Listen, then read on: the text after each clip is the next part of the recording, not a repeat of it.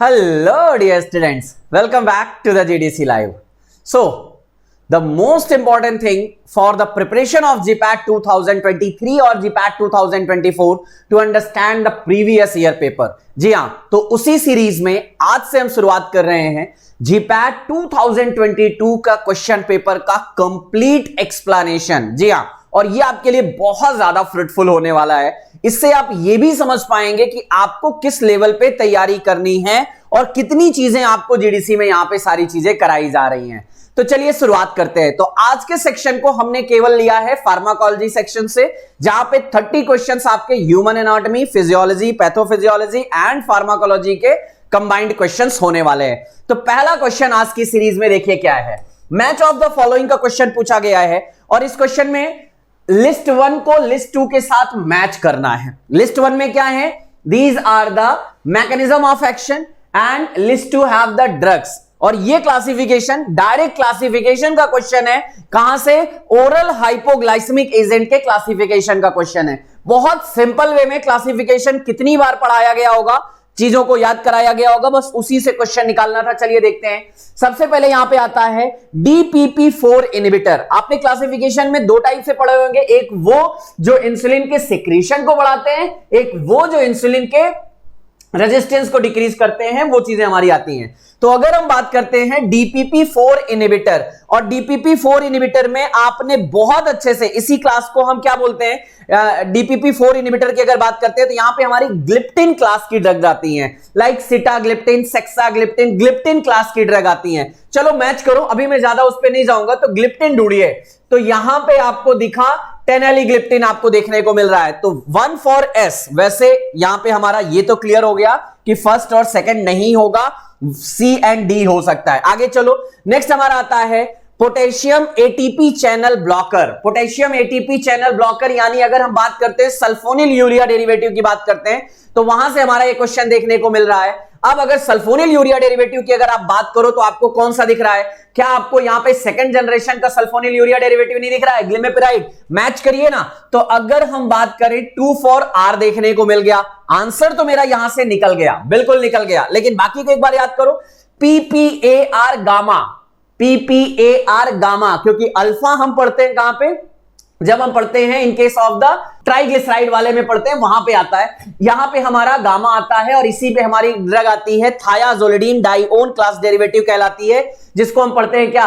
रोज पियो थोड़ा थोड़ा वाला ट्रिक याद होगा ना, तो उसी से ये ट्रिक ड्रग निकल गई होगी। तो यानी PPAR गामा की बात किया गया, तो यहां पे आपका Q देखने को मिल गया, यानी थायाजोलिडीन डाइओन डेरिवेटिव की रोजीग्लिटाजोन एंड पियोग्लिटाजोन हमारी ड्रग आ जाती है। Now the next, AMPK activator.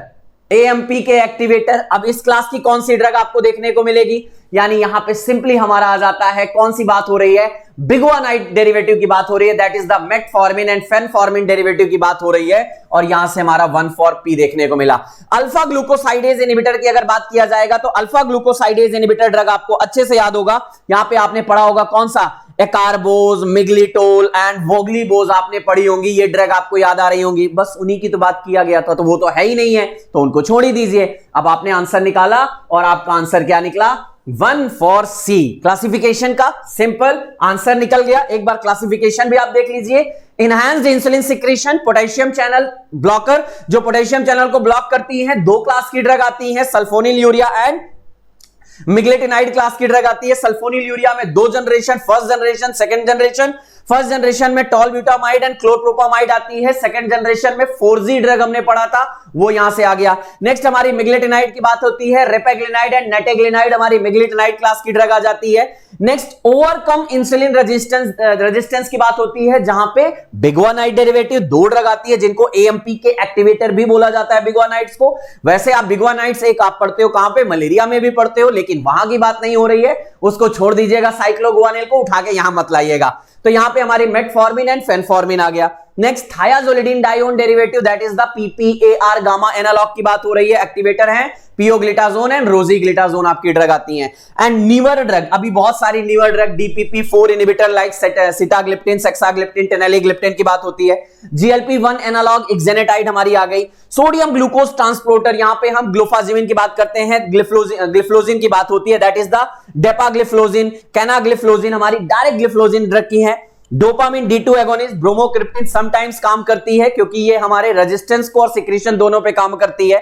Amyrin analogue हमारे कौन सी आती है, प्रेमेलिटाइड आ जाती है। सो यस, ये रहा हमारा पहले क्वेश्चन का एक्सप्लेनेशन। आई नो थोड़ा सा हम डिटेल में चलेंगे क्योंकि आपको हर एक चीज समझना जरूरी है, क्योंकि क्वेश्चन का लेवल पूछने का तरीका बदल सकता है लेकिन क्वेश्चन आपके लिए बहुत टफ नहीं थे।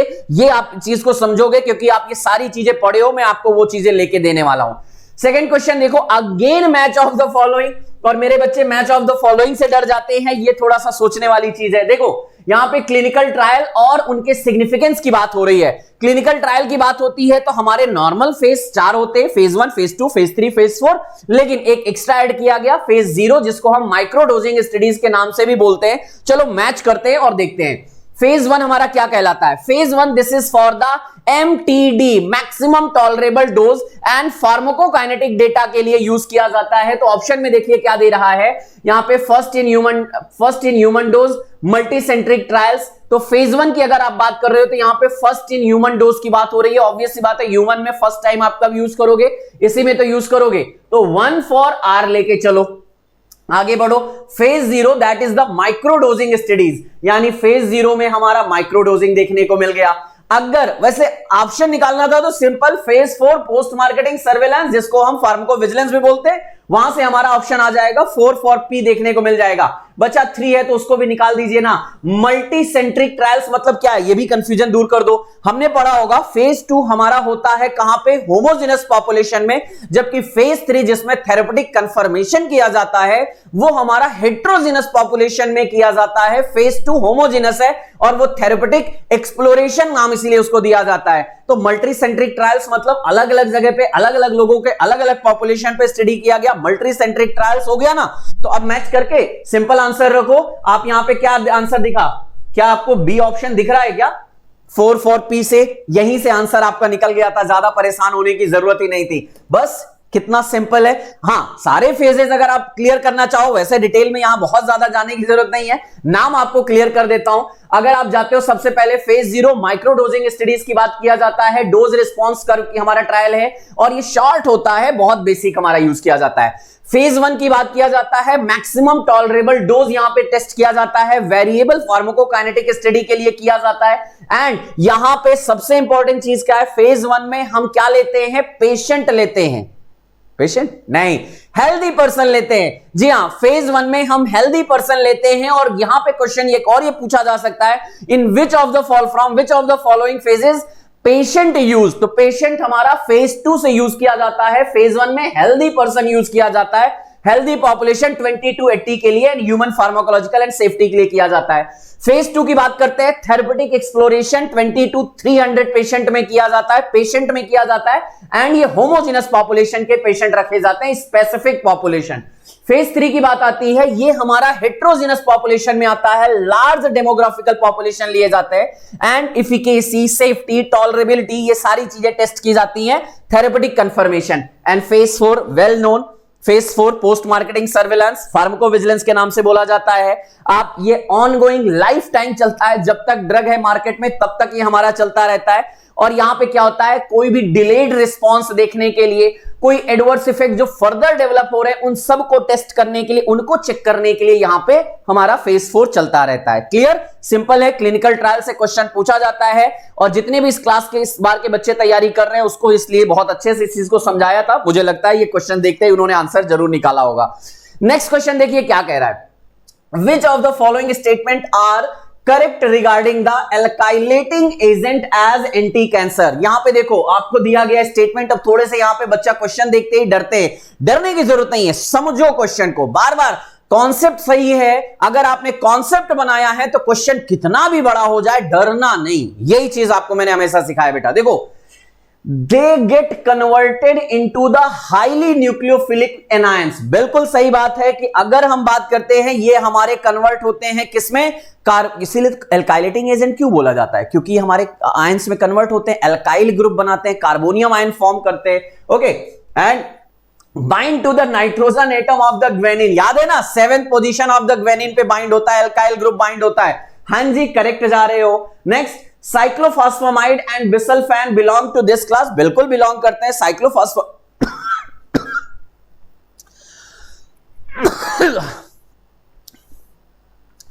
साइक्लोफॉस्फेमाइड की बात होती है तो जी हां, साइक्लोफॉस्फेमाइड हमारी एल्काइलेटिंग एजेंट के अंतर्गत की क्लास आती है। वो भी कौन सी आती है? नाइट्रोजन मस्टर्ड डेरिवेटिव आती है। बिसल्फेन की बात करते हैं, ये भी हमारी एल्काइलेटिंग एजेंट आती है। एल्काइल सल्फोनेट बिसल्फेन में आती है, तो कंफ्यूजन हटा दीजिएगा। नेक्स्ट, सही है, they inhibit the DNA synthesis by inhibiting the DNA polymerase enzyme. Exactly, DNA की सिंथेसिस को इनहिबिट करते हैं क्योंकि यहां पे सुपर क्वाइलिंग कर लेंगे, ये डीएनए पॉलीमरेज को इनहिबिट कर देंगे और हमारा डीएनए प्रॉपर बन नहीं पाएगा। इसीलिए एल्काइलेटिंग एजेंट हमारे क्या होते हैं? नॉन सेल साइकिल स्पेसिफिक होते हैं, कभी भी काम कर सकते हैं। सही जा रहे हैं। They inhibit the DNA super coiling, माफ कीजिएगा, DNA super coiling and DNA topoisomerase पे काम करने वाली ड्रग हमने कितनी बार पढ़ा है कि आपको याद रखना है कौन से ड्रग? फ्लोरोक्विनोलोन्स, यानी अगर हम बात करते हैं हमारे क्विनोलोन डेरिवेटिव की बात होती है, डीएनए गायरेज पे इनहिबिट करते हैं, टोपोआइसोमरेज पे इनहिबिट करते हैं, नेगेटिव सुपर क्वाइलिंग को इनहिबिट करते हैं। बिल्कुल गलत है, कोई आंसर इसको देने की जरूरत नहीं है। ए और B, A B C answer जहां मिले लगा दीजिए, आंसर आपका है, कोई परेशान होने की जरूरत नहीं है। ये है कॉन्सेप्ट, कॉन्सेप्ट बनाइए, आंसर पाइए। देखिए जरा एक बार इसको चाहो तो समझ लीजिए क्या क्या हम कहने, अभी तक मैंने आपको क्या क्या बातें बोली हैं। क्लासिफिकेशन पे ज्यादा नहीं जाऊंगा। क्लासिफिकेशन, नाइट्रोजन मस्टर्ड में हमारा साइक्लोफॉस्फेमाइड मिल गया था एंड एल्काइल सल्फोनेट में बिसल्फेन मिल गया था, ठीक है। उसके बाद हमने क्या बोला? क्लास, इसका mechanism of action, alkylating agent क्या करता है? कार्बोनियम आयन बनाता है। ये कार्बोनियम आयन क्या करता है? हमारे जाके ग्वेनिन के नाइट्रोजन के 7th पोजीशन पे नाइट्रोजन जो होता है उस पे जाके जुड़ जाता है और उसकी वजह से क्या करता है? क्रॉस लिंकिंग करता है, पहला चीज। दूसरा चीज क्या करता है? डीएनए स्ट्रैंड को ब्रेक डाउन करता है और एबनॉर्मल बेस पेयरिंग कराता है। ये तीनों प्रोसेस एल्काइलेटिंग एजेंट करते हैं, जिसकी वजह से सेल का प्रोलिफरेशन नहीं होता है और हमारा जो ट्यूमर्स है या कैंसर है वो आगे प्रोपोगेट नहीं होता है। मैकेनिज्म ऑफ एक्शन आपको यहां पे देखने को मिल गया। करेक्ट, सिंपल है ना, परेशान होने की जरूरत नहीं है, बिल्कुल डरना नहीं है, कॉन्सेप्ट बनाइए। Again now here what we have, list 1 to list 2 match करना है। चलिए फिर से मैच की कहानी है। देखिए वैसे मैच ऑफ द फॉलोइंग तो इतने इजी क्वेश्चन होते हैं कि उनको तो देखते ही आपका आंसर आ जाना चाहिए, उसके लिए तो परेशान होने की जरूरत ही नहीं होती है। चलो देखते हैं, आ जाओ। अच्छा, ये कहां की बात हो रही है? बहुत बढ़िया, अगर आप बात कर रहे हो तो ये हमारी बात हो रही है इम्यूनोसप्रेसेंट की बात हो रही है, ठीक। निकालो साइटोकाइनिन्स, साइटोकाइनिन्स डेरिवेटिव के एग्जांपल, यहां पे आपको ड्रग दी गई है, यहां पे उसके क्लासेस दी गई हैं। एनाकिंड्रा, एनाकिंड्रा की बात आती है, जरा देखो किस क्लास की ड्रग है। एनाकिंड्रा हमारी इंटरल्यूकिन 1 में तो नहीं दिख रही है, तो अगर आपको यहां पे कहीं इंटरल्यूकिन 1 रिसेप्टर दिख रहा हो, उसका एंटागोनिस्ट दिख रहा हो, तो आंसर ले लीजिए। तो 1 for T देखने को मिल गया, बाकी बच्चे वाले को ऑटोमेटिक काट दो, ये नहीं हो सकते हैं। Now the next, basiliximab, infliximab, tacrolimus, जरा देखो कहां से बात हो रही है। अच्छा, टैक्रोलिमस देखते ही क्या आपको यहां पे सबसे पहला हमारा जो कैल्सिन्यूरिन इनहिबिटर या स्पेसिफिक टी सेल्स इनहिबिटर की बात होती है वो नहीं समझ में आ रहा है? तो अगर कैल्सिन्यूरिन इनहिबिटर कहीं दिख रहा है तो उसको भी जरा एक बार देख लो। अगर आपको यहां पे 4 R कहीं दिख रहा है क्या?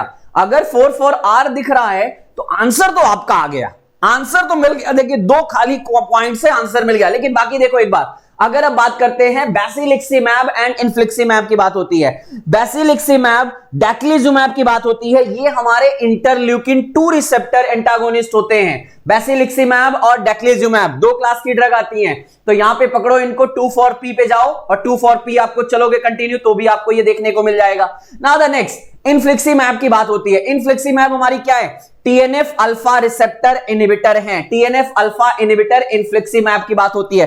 अच्छा, TNF अल्फा की बात आती है तो आपको यहां पे 3 चीजें याद आ रही होंगी, क्योंकि आपने कहीं बायोलॉजिकल मॉडिफायर रुमेटॉइड आर्थराइटिस में भी तो पढ़ते हैं ना, वहां पे आपने क्या पढ़ा होगा? इटानरसेप्ट पढ़ा होगा, इन्फ्लिक्सिमैब पढ़ा होगा, एडेलिमुमैब पढ़ा होगा। ये तीनों ड्रग EIAR वाले में हमने पढ़ा था, तो वहां पे ये तीनों ड्रग आती है ना, तो उन्हीं को अगर यहां पे निकालो तो आंसर आपका मिल गया। तो कौन सा आंसर मिला? 4 for D। आंसर क्या आया? चलो एक बार क्लासिफिकेशन देखें, क्या क्लासिफिकेशन देखो और आंसर अपने आप देखो, सारी चीजें निकलती चली जाएंगी। Calcineurin inhibitor, cyclosporine and tacrolimus, tacrolimus calcineurin inhibitor या specific T cells inhibitor. MTOR inhibitor, यहां पे हमारी सिरोलिमस की बात होती है, एवरोलिमस की बात होती है, यहां पे खास तौर पर हमारी कौन सी आती है? ओलिमस की बात आती है, जहां भी आपकी ड्रग आ गई। नेक्स्ट, एंटी प्रोलिफरेटिव ड्रग, यानी हमारी एंटी कैंसर ड्रग की बात होती है, जैसे एजाथियोप्रिन, मेथोट्रेक्सेट, साइक्लोफॉस्फेमाइड, क्लोराम्बेसिल, माइक्लोफेनोलेट। लेकिन मेनली अगर बात किया जाए ना तो मेनली इन्हीं दोनों ड्रग को लेके चलिएगा, यहां से आपके क्वेश्चन काफी बनते हैं। कॉर्टिकोस्टेरॉइड की बात होती है तो प्रेडनिसोलोन आ गई। बाकी बायोलॉजिकल एजेंट में देखो TNF alpha, etanercept, infliximab, adalimumab, interleukin 1 receptor antagonist anakinra, interleukin 2 receptor antagonist basiliximab and daclizumab की बात आती है। CD3 एंटीबॉडी, यहां पे म्यूरोमुनैब CD3 उसके नाम में ही लगा हुआ देखने को मिलेगा। एंड पॉलीक्लोनल एंटीबॉडी में हमको एंटी थाइमोसाइट्स एंटीबॉडी देखने को मिलेगा। Classification, once again here is the classification question. तो क्लासिफिकेशन से आपके इंपॉर्टेंट क्वेश्चन बनते हैं और वो आप देखोगे, उनको जरूर एक बार समझना है। So next question, Which of the following is the malignant type tumor? इनमें से malignant type tumor का एग्जांपल क्या है? थोड़ा सा एक बार रिकॉल करो। ट्यूमर दो टाइप के होते हैं, benign tumour and malignant tumour. क्या अंतर है? बिनाइन ट्यूमर की बात होती है which is specific for the location, their growth is slow, but if you are talking about the malignant tumour fully occupied all the cells, growth are higher as compared to the benign, तो ये हमारे लिए थोड़ा ज्यादा harmful बन जाते हैं। अब कहां पे कौन सा है, थोड़ा एक बात समझिएगा। जब स्पेसिफिक एक सेल की बात कहीं हो रही है तो बिनाइन में चलिएगा। जरा आओ देखो आपको क्या समझ में आ रहा है, थोड़ा बात समझिएगा। लिपोमा, स्पेसिफिक लिपिड की बात हो रही है, जितने हमारे लाइपोफिलिक सेल्स हैं वहां की बात हो रही है, तो स्पेसिफिक हो रहा है ना, बिनाइन। एडिनोमा ग्लैंड्स की बात हो रही है, specific for the gland, adenoma, benign. Osteoma only for the bone, specific, okay. Next मिलेनोमा, lymphoma, मिलेनोमा, ये हमारे आते हैं किसमें, मैलिग्नेंट ट्यूमर में आते हैं, क्योंकि मिलेनोमा में हमारे जितने भी बॉडी में मिलेनोसाइट्स प्रेजेंट है हर जगह चले जाएंगे।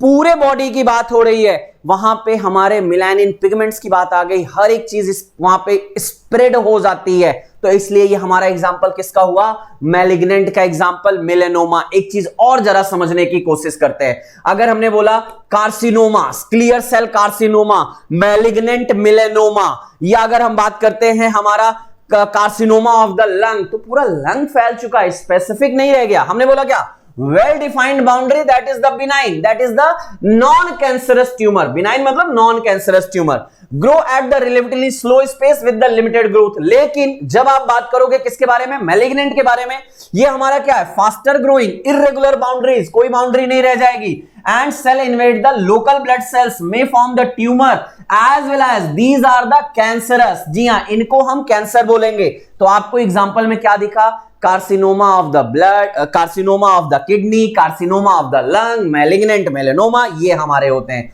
तो यानी अगर सिंपल बात किया जाए, जो मैलिग्नेंट ट्यूमर्स होते हैं वो साइट्स एक साइड से दूसरे साइड तक स्प्रेड कर जाते हैं। So spread to the distant sites, ये हमारे हो जाते हैं, जिनको हम मैलिग्नेंट ट्यूमर यानी कैंसरस हमारे बन जाते हैं। लेकिन अगर स्पेसिफिक है, सिर्फ एक जगह है, ट्यूमर का फॉर्म हुआ है, अभी वो कैंसरस नहीं हुआ है, तो वो हमारा क्या है, बिनाइन ट्यूमर है। तो लोकेशन के नाम पे ही आपको यहां पे क्लियर करना था। ओके, चलिए नेक्स्ट क्वेश्चन पे आते हैं।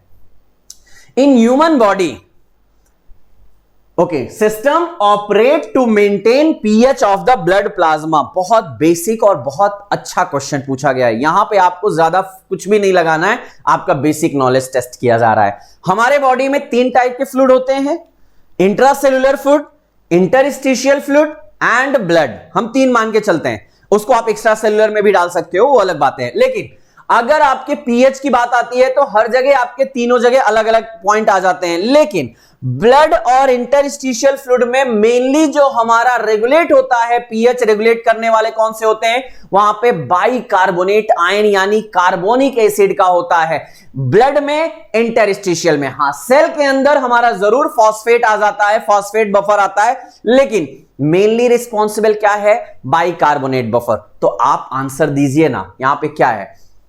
वैसे भी अगर देखो ना, एसीटेट बफर नहीं, लाइसिस, पोटेशियम बफर नहीं, कार्बोनिक एसिड, हां जी, लगाइए ना आंसर, बिल्कुल सिंपल है, कुछ नहीं था, यह है हमारा कार्बोनिक एसिड की बात हो रही है। हमने बोला ब्लड में bicarbonate protein and haemoglobin buffer system होता है, इंटरस्टिशियल फ्लूइड में बाइकार्बोनेट बफर सिस्टम, इंट्रासेल्युलर में protein and phosphate buffer system present होता है, जो हमारे डिफरेंट लोकेशन के फ्लूइड के पीएच को मेंटेन करते हैं। तो इसके लिए परेशान होने की क्या जरूरत है, आंसर मिला ना, बस इतना ही तो चाहिए था। So yes, this is the different buffer system which regulate the pH of the different fluid system. Next, blood grouping is basically possible because of the presence of the following। कैसे blood group identify होता है? Simple, हमारे किससे present, हमारे जो हमारे sales होते हैं दो टाइप्स होते हैं, एंटीजन एंटीबॉडी। और एंटीजन एंटीबॉडी किस पे हमारे मेनली, तो हमारे जो आरबीसी होते हैं, आरबीसी के सरफेस पे जो एंटीजन, ऑब्वियस बात है ब्लड ग्रुप की बात हो रही है तो आरबीसी ही आएगी। आरबीसी के सरफेस पे जो हमारे एंटीजन प्रेजेंट होते हैं, उन्हीं के बेसिस पे तो आइडेंटिफाई करते हैं कि एंटीजन ए है या एंटीजन बी है, और उसी के बेसिस पे अगर एंटीजन है तभी हम बोलेंगे कि हाँ वो हमारा उसमें ए है, बी है, ए बी है, ओ है, हम उसी के बेसिस पे तो आइडेंटिफाई करते हैं। यानी सिंपली अगर जरा समझो, हमारा ये आरबीसी है, अगर इसमें ए एंटीजन है तो ग्रुप ए, बी एंटीजन है तो ग्रुप बी, दोनों एंटीजन है तो ग्रुप ए बी, और अगर नहीं है तो group O. So yes, blood group determined by the presence of the antigen. और कार्ल लैंडस्टीनर का नाम तो भूल ही नहीं सकते हैं, ब्लड ग्रुप की बात आए, हाँ जी, उनको बिल्कुल याद रख के चलिएगा, उन्होंने ही ये चीज करके दिया था। कार्ल लैंडस्टीनर सर जो हमारे क्या थे, उनको उसके लिए नोबेल प्राइज भी मिला था, वो एक ऑस्ट्रेलियन साइंटिस्ट थे, उन्होंने ही सबसे पहले ग्रुप को आइडेंटिफाई करके ये चीजें उन्होंने मेंशन किया था। Okay, next, the objective of the abbreviated new drug application, one of the confusing question for the dear students, लेकिन नहीं, जिन्होंने पढ़ा था वो तुरंत आंसर किए। Abbreviated new drug application और mainly filled for the generic drug। जी हाँ, एक ड्रग से जब हमारा एक ड्रग का पेटेंट खत्म हुआ और वो जेनरिक फॉर्म में गई, और जेनरिक फॉर्म के मार्केटिंग अप्रूवल के लिए एब्रीवेटेड न्यू ड्रग एप्लीकेशन का फॉर्म फिलअप किया जाता है। सो यहां पे देखिए क्या है, clinical trial, clinical trial conduct करने के लिए INDA दिया जाता है, it's INDA। Get market approval of the new chemical entity, इसके लिए NDA किया जाता है। Get market approval of the generic, इसके लिए हमारा एब्रीवेटेड न्यू ड्रग एप्लीकेशन होता है। Get approval for the animal studies of the clinical entities, animal approval के लिए तो हमें IAEC स्टडी लिया जाता है। तो इसमें भी कोई कंफ्यूजन रहा क्या? सारी चीजें तो क्लियर है, लगाइए आंसर सी, कुछ नहीं करना है, market approval of the generic, और वही हमारा हो गया। तो सिंपल, अलग अलग टाइम पे क्लिनिकल ट्रायल से, ये दूसरा क्वेश्चन है बेटा, ध्यान रखिएगा। जनरल फार्माकोलॉजी बार बार इसीलिए बोला जाता है, इंपॉर्टेंट है, वहां से क्वेश्चन आते हैं, उनके लिए बिल्कुल परेशान मत होइएगा। चलिए नेक्स्ट आ जाइए, क्वेश्चन नंबर 9, देखिए क्या कह रहा है। Which of the following could be the reason for the pharmacokinetic drug interaction? Again general pharmacology और मिला जुला बायोफॉर्म से कह सकते हो, लेकिन अगर फार्माकोकाइनेटिक पैरामीटर की आप बात करते हो तो ADME आ जाता है। चलिए देखो, यहां पे कहा जा रहा है कि कौन सा पैरामीटर आपके could be the person's reason for the pharmacokinetic drug interaction। देखो, इंटरफेरेंस विथ एब्जॉर्प्शन, ऑब्वियस सी बात है, एब्जॉर्प्शन अगर अल्टर होगा तो फार्माकोकाइनेटिक पैरामीटर चेंज होंगे। Changes in the protein binding, yes, protein binding change होगा, फार्माकोकाइनेटिक पैरामीटर, उसका वॉल्यूम ऑफ डिस्ट्रीब्यूशन, उसका लॉन्ग ड्यूरेशन ऑफ एक्शन, सब अफेक्ट हो जाएगा। Competition at the receptor, receptor चले गए तो काइनेटिक कहेगा, तब तो ये डायनेमिक में आ गया ना, इसका कोई रिलेशन नहीं है। Interference with the renal clearance, हाँ जी, एक्सक्रीशन की बात हो रही है, काइनेटिक पैरामीटर है। तो कितना सिंपल क्वेश्चन है, ABD लगाइए ना, क्या सोचना है, इससे इजी क्वेश्चन मिलेंगे क्या? अब आप कह रहे हो सर कंफ्यूजन हो जाता है, कहां कंफ्यूजन है, जरा मुझे क्वेश्चन देख के बताइएगा और मुझे बताते जाइएगा जो चीजें हमने पढ़ाई और कहां से छूटा वो चीज। तो ये आपका आंसर मिल गया। ओके, नेक्स्ट आ जाओ, ज्यादा इस पे जाने की जरूरत नहीं है। Pharmacokinetic parameter, that is the absorption, distribution, metabolism, excretion, जो भी फैक्टर हमारे इन ADME को अफेक्ट करेंगे वो फार्माकोकाइनेटिक पैरामीटर के अंतर्गत ही आएंगे। तो अभी इस पे ज्यादा डिटेल में नहीं जाएंगे। Now most discussed question in the GPAT 2022, ये कंफ्यूजन बहुत सारे बच्चों को रहा। आइए देखें, formation and maintenance of the myelin sheath around the CNS axons are done by. Actually इस क्वेश्चन ने कंफ्यूज बच्चों को किया क्यों? क्योंकि हमने एक नॉर्मली पढ़ा है myelin sheath made up of by the Schwann cells, ये पढ़ते चले आए हैं। लेकिन इस क्वेश्चन में सबसे इंपॉर्टेंट चीज देखने वाली चीज क्या थी बेटा, यहां पे लग गया है क्या, सीएनएस। अब मतलब यहां पे डिस्ट्रीब्यूशन कर दिया गया, सीएनएस और पीएनएस अलग अलग बात कर दिया गया। मतलब हमारे बॉडी में माइलिन शीथ सीएनएस में अलग सेल बनाती है, पीएनएस में अलग सेल बनाती है। सीएनएस की बात करेंगे तो ओलिगोडेंड्रोसाइट्स बनाते हैं, पीएनएस की बात करेंगे तो स्वान सेल्स बनाते हैं। बच्चों ने क्या किया, उठा के सीधे आंसर किया क्या, स्वान सेल्स, और वहीं गलत हो गया क्योंकि स्वान सेल्स हमारे पीएनएस में बनाते हैं। क्वेश्चन में सीएनएस की बात हो रही है तो आंसर क्या लगाएंगे, ओलिगोडेंड्रोसाइट्स लगाएंगे। इसलिए अगर एस्ट्रोसाइट्स एंड माइक्रोग्लिया की बात करेंगे तो ये ट्रिपल बी की लेयर बनाते हैं, तो इनका यहां पे कोई रोल नहीं है, उन पे ज्यादा परेशान मत होइएगा। तो हमारा क्या आया, ओलिगोडेंड्रोसाइट। जल्दी से यहां देखो डिस्ट्रीब्यूशन हमने किया, Schwann cells come from the neural crest, second divide Schwann cells myelin sheath axon around the PNS, जबकि oligodendrocytes myelin sheath axon around the CNS. तो यहां पे हमारा ये मेजर डिफरेंशिएशन था, और इस चीज को सबसे ज्यादा कंफ्यूजिंग बनाने के लिए खाली वो सीएनएस वर्ड लगा देना क्वेश्चन में कंफ्यूजिंग कर दिया था। क्लियर?